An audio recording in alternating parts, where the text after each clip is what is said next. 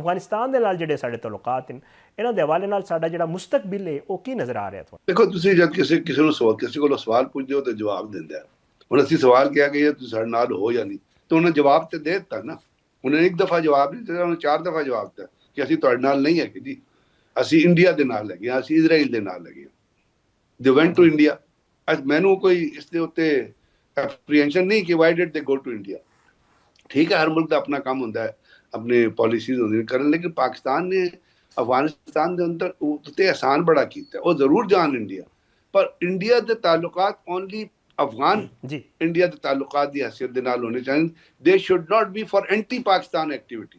ਹੁਣ ਜਿਹੜੇ ਅਫਗਾਨਿਸਤਾਨ ਦੇ ਤਾਲੁਕਾਤ ਨੇ ਉਹਨਾਂ ਦਾ ਮਕਸਦ ਹੈ ਪਾਕਿਸਤਾਨ ਦੇ ਅੰਦਰ ਦਹਿਸ਼ਤਗਰਦੀ ਨੂੰ ਫੈਲਾਉਣਾ, ਕਿਉਂਕਿ ਇੰਡੀਆ ਵੀ ਪਾਕਿਸਤਾਨ ਦੇ ਅੰਦਰ ਦਹਿਸ਼ਤਗਰਦ ਗਰੁੱਪ ਨੂੰ ਸਪੋਰਟ ਕਰ ਰਿਹਾ, ਤੇ ਇਹ ਵੀ ਪਾਕਿਸਤਾਨ ਦੇ ਅੰਦਰ 33 ਦਹਿਸ਼ਤਗਰਦ ਗਰੁੱਪ ਨੇ ਜਿਹਨਾਂ ਨੂੰ ਪਾਲ ਰਹੇ ਤੇ ਉਹਨੂੰ ਸਪੋਰਟ ਕਰ ਰਹੇ, ਤੇ ਪਾਕਿਸਤਾਨ ਦੇ ਅੰਦਰ ਦਹਿਸ਼ਤਗਰਦੀ, ਤੇ ਉਹਨਾਂ ਨੇ ਜਵਾਬ ਦੇ ਦਿੱਤਾ। ਹੁਣ ਅਸੀਂ ਉਸ ਜਵਾਬ ਦਾ ਜਵਾਬ ਦੇਣਾ ਕਿ ਜੀ ਅਗਰ ਤੁਸੀਂ ਬਾਜ਼ ਨਹੀਂ ਆਓਗੇ, ਔਰ ਅਗਰ ਤੁਹਾਡੀ ਤਰਫੋਂ ਪਾਕਿਸਤਾਨ, ਤੁਹਾਡੀ ਜ਼ਮੀਨ ਤੋਂ ਪਾਕਿਸਤਾਨ ਦੇ ਅੰਦਰ ਦਹਿਸ਼ਤਗਰਦੀ ਦੀ ਵਾਰਦਾਤਾਂ ਹੁੰਦੀਆਂ ਰਹਿਣਗੀਆਂ, ਤੇ we are not going to tolerate and we are going to retaliate. ਉਹ ਹੁਣ ਪਾਕਿਸਤਾਨ ਦੀ ਪਾਲਿਸੀ ਹੈ ਕਿ ਉਹ ਕਿਸ ਤਰ੍ਹਾਂ ਕਰਦਾ। ਔਰ ਮੇਰਾ ਤਾਂ ਖਿਆਲ ਹੈ ਹੁਣ ਪ੍ਰਾਈਮ ਮਿਨਿਸਟਰ ਸਾਹਿਬ ਨੂੰ ਬਾਰ-ਬਾਰ ਇਹ ਨਹੀਂ ਕਹਿਣਾ ਚਾਹੀਦਾ ਕਿ ਤੁਸੀਂ ਸਾਡੇ ਨਾਲ ਹੋ ਜਾਂ ਨਹੀਂ, because they have replied you. ਉਹਨਾਂ ਨੇ ਇੱਕ ਦਫਾ ਨਹੀਂ, 4 ਦਫਾ 5-6 ਦਫਾ ਜਵਾਬ ਦੇ ਦਿੱਤਾ। ਉਹਨੇ ਕਿਹਾ ਜੀ ਅਸੀਂ ਤੁਹਾਡੇ ਨਾਲ ਨਹੀਂ ਹੈਗੇ। ਉਹਨਾਂ ਨੂੰ ਚਾਈਨਾ ਨੂੰ ਵੀ ਕਹਿ ਦਿੱਤਾ। ਹੁਣ ਕੱਲ ਵੀ ਦੇਖੋ ਕਾਬੁਲ ਵਿੱਚ ਧਮਾਕਾ ਹੋਇਆ ਪਿਛਲੇ ਪਰਸੋਂ, ਉਹਦੇ ਚਾਈਨੀਜ਼ ਮਾਰੇ ਗਏ ਨੇ। ਤਾਜਿਕਸਤਾਨ ਵਿੱਚ ਅਫਗਾਨੀਆਂ ਨੇ ਚਾਈਨੀਜ਼ ਮਾਰਤੇ ਸਨ, ਤੇ ਉਹ ਤੇ ਚਾਈਨਾ ਦੇ ਵੀ ਖਿਲਾਫ ਨੇ ਜਿਹੜਾ ਉਹਨਾਂ ਦੇ ਮੁਲਕ ਦੇ ਅੰਦਰ ਇਨਵੈਸਟਮੈਂਟ ਕਰ ਰਿਹਾ, ਕਿਉਂਕਿ ਉਹਨਾਂ ਦਾ ਇੱਕ ਅਸੂਲ ਹੈ। ਉਹਨਾਂ ਨੇ ਹਰ ਉਸ ਬੰਦੇ ਦੀ ਪੀਠ ਛੁਰਾ ਘੋਪਿਆ ਅਫਗਾਨੀਆਂ ਨੇ, ਜਿਹਨਾਂ ਨੇ ਉਹਦੇ ਉੱਤੇ ਆਸਾਨ ਕੀਤਾ। ਪਾਕਿਸਤਾਨ ਨੇ ਆਸਾਨ ਕੀਤਾ, ਪਾਕਿਸਤਾਨ ਨਾਲ ਕੀ ਕਰ ਰਹੇ, ਬਿਕੋਜ਼ ਦੇ ਡੋਂਟ ਫੀਲ ਹੈਪੀ, ਦੇ ਡੋਂਟ ਫੀਲ ਸੈਟਿਸਫਾਈਡ। ਉਹਨਾਂ ਨੂੰ ਉਸ ਵੇਲੇ ਤੱਕ ਤਸੱਲੀ ਨਹੀਂ ਹੁੰਦੀ ਜਿਸ ਵੇਲੇ ਤੱਕ ਉਸ ਬੰਦੇ ਦੀ ਪੀਠ ਵਿੱਚ ਛੁਰਾ ਨਾ ਮਾਰਦੇ ਜਿਹਨਾਂ ਨੇ ਉਹਨਾਂ ਦੇ ਉੱਤੇ ਆਸਾਨ ਕੀਤਾ। ਉਹਨਾਂ ਦਾ ਨੈਸ਼ਨਲ ਕਰੈਕਟਰ ਬਣ ਗਿਆ। ਸੋ ਜਿੱਤੇ ਬੈਠੇ ਨੇ ਮੁੱਲੇ ਫਲਾਨਾ, ਮੁੱਲਾ ਫਲਾਨਾ, ਇਹ ਸਾਰੇ, ਦੂਜੀ ਹੈ ਕਿ ਜਿਤਨੇ ਬੈਠੇ ਨੇ ਸਾਰੇ ਨਾਰਕੋਟਿਕ ਸਮਗਲਰ ਨੇ। ਸਾਰੇ ਜਿਹੜੇ ਨੇ ਹੀਰੋਇਨ ਤੇ ਆਈਸ ਤੇ ਉਹਦਾ ਧੰਦਾ ਕਰਦੇ ਨੇ, ਉਹਦਾ ਭੱਤਾ ਲੈਂਦੇ ਨੇ ਮੁਖਤਲਿਫ ਸਮਗਲਰਾਂ ਕੋਲੋਂ, ਔਰ ਉਹ ਪੈਸੇ ਆਪਣੇ ਪੱਲੇ ਪਾਉਂਦੇ ਨੇ ਆਪਣੇ ਬੈਂਕ। ਤੁਸੀਂ ਯਾਦ ਰੱਖੋ ਨਾ ਕਿ ਜੇ ਅਸ਼ਰਫ ਗਨੀ ਨਸਿਆ ਦੀ ਉਹਦੇ ਕੋਲ ਕੀ ਸੀ? ਹੈਲੀਕਾਪਟਰ, ਡਾਲਰ ਦੇ ਸੰਦੂਕ ਸਨ। ਅਸ਼ਰਫ ਗਨੀ ਵੀ ਲੈ ਕੇ ਦੱਸਿਆ ਸੀ ਹਾਮਿਦ ਕਰਦੇ, ਉਹ ਕਿੱਥੇ ਆਏ ਸੀ ਡਾਲਰ?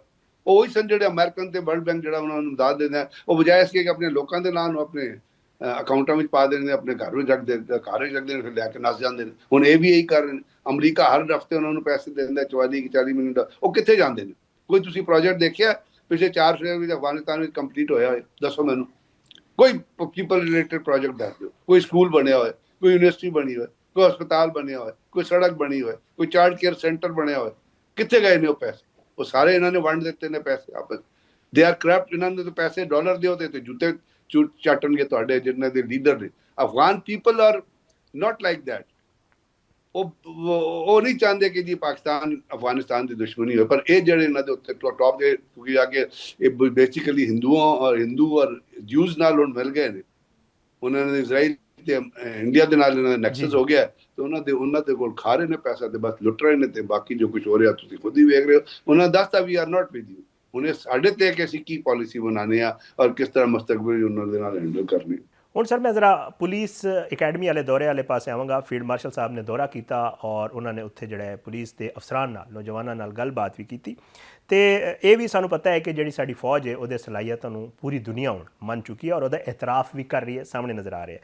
ਤੇ ਪੁਲਿਸ ਵੀ ਇੱਕ ਬਹੁਤ ਹੀ ਅਹਿਮ ਮਹਿਕਮਾ ਹੈ। ਤੇ ਕੀ ਲੱਗਦਾ ਹੈ ਤੁਹਾਨੂੰ ਕਿ ਜਿਹੜਾ ਇਹਨਾਂ ਦਾ ਦੌਰਾ ਸੀ ਉਹ ਪੁਲਿਸ ਨੂੰ ਫਾਲ ਤੇ ਮਜ਼ਬੂਤ ਕਰਨ ਦੀ ਤਰਫ ਕੋਈ ਪਹਿਲਾ ਕਦਮ ਹੈ, ਕੋਈ ਇਸ ਤਰ੍ਹਾਂ ਦਾ ਸਟੈਪ ਲਿਆ ਜਾ ਰਿਹਾ? ਤੁਹਾਨੂੰ ਕੀ ਸਮਝ ਆ ਰਿਹਾ? ਦੇਖੋ ਜੀ, ਪੁਲਿਸ ਅੱਜ ਤੇ ਪਾਕਿਸਤਾਨ ਵਿੱਚ ਨਹੀਂ ਬਣੀ ਨਾ। ਜਦੋਂ ਪਾਕਿਸਤਾਨ ਬਣਿਆ ਸੀ 1947, ਉਹਦੇ ਬਾਅਦ ਪਾਕਿਸਤਾਨ ਵਿੱਚ ਅਦਾਰੇ ਕਾਇਮ ਹੋਏ ਸਨ। ਉਸੇ ਜ਼ਮਾਨੇ ਵਿੱਚ ਪੁਲਿਸ ਦੇ ਜਿਸ ਤਰ੍ਹਾਂ ਪੁਲਿਸ ਦੀ ਸਟਰਕਚਰ ਹੋਈ, ਉਹਨਾਂ ਨੂੰ ਇਕਿਪ ਕੀਤਾ ਗਿਆ, ਉਹਨਾਂ ਨੂੰ ਡਿਊਟੀਆਂ ਤਫਵੀਜ਼ ਕਰਤੀਆਂ ਗਈਆਂ, ਪਾਕਿਸਤਾਨ ਦਾ ਕੌਂਸਟੀਟਿਊਸ਼ਨ ਬਣਿਆ, ਉਹਦੇ ਅੰਦਰ ਮੁਖਤਲਿਫ ਅਦਾਰਿਆਂ ਦੇ ਜਿਹੜੇ ਰੂਲਸ ਸਨ, ਜਿਹੜੇ ਵਰਕਿੰਗ ਪਲੇਸਿਸ ਸਨ, ਜਿਹੜੇ ਵਰਕਿੰਗ ਸ਼ਡਿਊਲ ਸਨ, ਉਹ ਤਫਵੀਜ਼ ਕਰ ਦਿੱਤੇ ਗਏ। ਹੁਣ over a period of time ਜਿਸ ਤਰ੍ਹਾਂ ਫੌਜ ਵਿੱਚ ਨਈ ਡਿਵੈਲਪਮੈਂਟਸ ਆਈ ਹੈ, ਨਈ ਟੈਕਨੋਲੋਜੀ ਆਈ ਹੈ, ਨਈ ਹਥਿਆਰ ਆਏ ਨੇ, ਨਈ ਪਾਲਿਸੀ, ਇਸੇ ਤਰ੍ਹਾਂ ਬਾਕੀ ਵੀ ਜਿਹੜੇ ਕਾਨੂੰਨ ਨਾਫਿਜ਼ ਕਰਨ ਵਾਲੇ ਅਦਾਰੇ ਨੇ ਉਹਨਾਂ ਦੀ ਵੀ ਰੀਸਟਰਕਚਰਿੰਗ ਵੀ ਹੋਈ ਹੈ, ਉਹਨਾਂ ਨੂੰ ਰੀਸ਼ੇਪ ਵੀ ਕੀਤਾ ਗਿਆ। ਇਸ ਤਰ੍ਹਾਂ ਪੁਲਿਸ ਵੀ ਜਿਹੜੀ ਹੈ ਉਹ ਪਾਕਿਸਤਾਨ ਦਾ ਲਾਅ ਐਂਡ ਆਰਡਰ ਦੇ ਹਿਸਾਬ ਦੇ ਨਾਲ, ਇੰਟਰਨਲ ਸਿਕਿਉਰਿਟੀ ਦੇ ਹਿਸਾਬ ਦੇ ਨਾਲ ਇੱਕ ਬੜਾ ਫਾਲ ਅਦਾਰਾ, ਇੱਕ ਬੜਾ ਅਹਿਮ ਅਦਾਰਾ ਬਣ ਗਿਆ।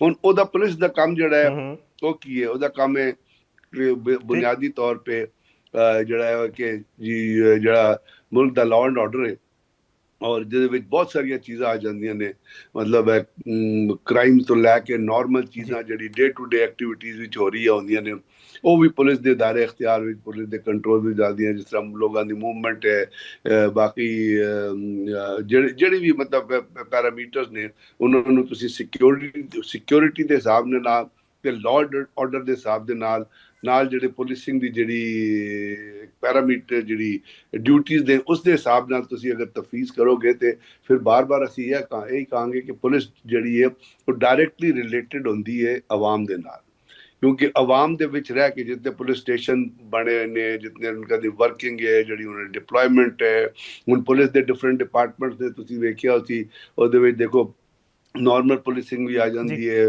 ਫਿਰ ਸਪੈਸ਼ਲ ਕ੍ਰਾਈਮ ਜਿਹੜੇ ਨੇ ਉਹਨਾਂ ਨੂੰ ਕੰਟਰੋਲ ਕਰਨ ਵਾਸਤੇ ਵੀ ਉਹਦੇ ਵਿੱਚ ਡਿਪਾਰਟਮੈਂਟ ਨੇ, ਫਿਰ ਸਾਈਬਰ ਕੰਟਰੋਲ ਦੇ ਵਾਸਤੇ ਵੀ ਡਿਪਾਰਟਮੈਂਟ ਨੇ, ਫਿਰ ਤੁਹਾਨੂੰ ਪਤਾ ਹੈ ਜਿਹੜੀ ਦਹਿਸ਼ਤਗਰਦੀ ਜਿਹੜਾ ਅੰਸਰ ਪਾਕਿਸਤਾਨ ਵਿੱਚ ਪਲ ਰਿਹਾ ਹੈ, ਉਸ ਦੇ ਵਾਸਤੇ ਤੁਸੀਂ ਸਪੈਸ਼ਲ ਇੱਕ ਐਕਸਕਲੂਸਿਵ ਪੁਲਿਸ ਦੇ ਕੰਟਰੋਲ ਦੇ ਅੰਦਰ ਇੱਕ ਡਿਪਾਰਟਮੈਂਟ ਬਣਾਇਆ ਜਿਹਨੂੰ CTD ਕਹਿੰਦੇ ਨੇ। ਫਿਰ ਤਾਂ ਹੁਣ ਨया ਇੱਕ ਹੋਰ ਡਿਪਾਰਟਮੈਂਟ ਪਾਕਿਸਤਾਨ ਪੰਜਾਬ ਵਿੱਚ ਆਇਆ ਜਿਹਨੂੰ CCD ਕਹਿੰਦੇ ਨੇ, ਕੀ ਕਹਿੰਦੇ ਨੇ। ਇਸ ਤਰ੍ਹਾਂ ਕਰਕੇ ਹੁਣ ਇਹ ਮੁਖਤਲਿਫ ਟੌਪਿਕਸ ਨੇ, ਮੁਖਤਲਿਫ ਇਸ਼ੂਜ਼ ਨੇ ਮਾਸ਼ਰੇ ਦੇ ਅੰਦਰ, ਉਹਨਾਂ ਨੂੰ ਐਡਰੈਸ ਕਰ ਰਹੇ ਹੁੰਦੇ ਨੇ। ਤੇ ਇਸ ਹਿਸਾਬ ਦੇ ਨਾਲ ਇਹਦੇ ਵਿੱਚ ਕੋਈ ਸ਼ੱਕ ਨਹੀਂ ਕਿ ਪੁਲਿਸ ਦਾ ਰੋਲ ਜਿਹੜਾ ਹੈ ਉਹ ਡਾਇਰੈਕਟਲੀ ਇੱਕ ਤੁਸੀਂ ਕਹੋ ਕਿ ਇੰਟਰਨਲ ਐਕਸਟਰਨਲ ਸਿਕਿਉਰਿਟੀ ਉਸੇ ਵੇਲੇ ਮਜ਼ਬੂਤ ਹੁੰਦੀ ਹੈ ਜਿਸ ਵੇਲੇ ਤੁਹਾਡੇ ਇੰਟਰਨਲ ਸਿਕਿਉਰਿਟੀ ਮਜ਼ਬੂਤ ਹੈ।